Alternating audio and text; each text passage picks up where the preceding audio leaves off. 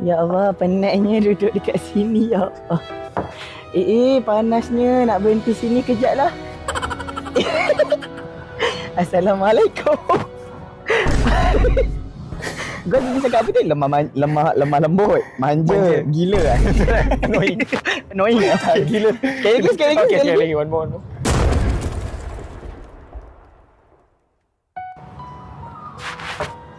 Aduh.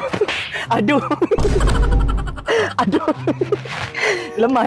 Oh, lemah. Tu lemah lembut. Oh, kenapa? Aduh. Oh ya Allah, tak kuat. Nampak awak tak kuat saya. Ya ke? Ya. Bangun. Ya Allah. Allahu Akbar. Allah, panasnya hari ni. Panas. Awak duduk mana? Saya duduk dekat area sini je. Sini je. Kalau macam tu Bunyi. bunyi. Allah, tengok kasut saya kotor dah. Saya punya seluar habis semua kotor. Awak kenapa? Saya habis semua kotor ni. Kocok dah tak ada macam. Dah lah, saya ni seluar kotor. Poyok saya pun sakit. Poyok cacit. Poyok saya sakit. Nama awak siapa? Nama saya Nazra, orang panggil Nezi. Nama cyber jaya saya Nezi. Nezi. Susahlah kalau saya nak panggil baby boleh. Boleh sangat.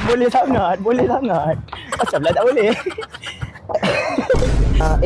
Sorry, salah pula. Saya rasa saya dah jatuh cinta lah. Alhamdulillah, rezeki saya dicintai oleh orang macam awak.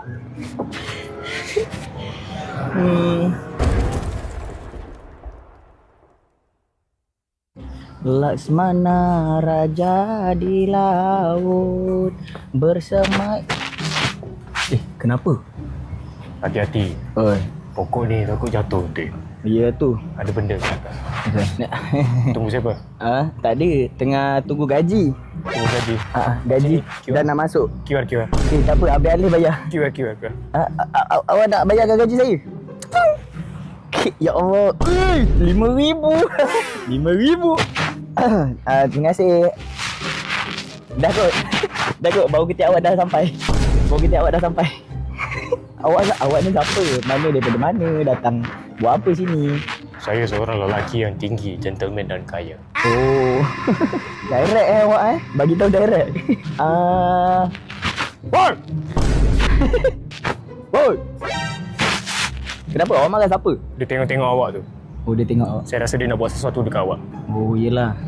Sinilah kalau kau berani. Okeylah. Kalau macam gitu, Dekat sini sikit. Saya tengok awak ni macam saya pernah nampak. dekat mana? Saya pernah nampak awak ni dekat dalam mimpi saya. Tahu tak apa saya mimpi tentang awak? Apa dia? Saya mimpikan kita bahagia di atas pelaminan suatu hari nanti. Awak tahu tak banyak-banyak koyak? Koyak apa yang saya paling suka? Koyak. Koyak apa? Kau yakinkan aku tentang cinta kita.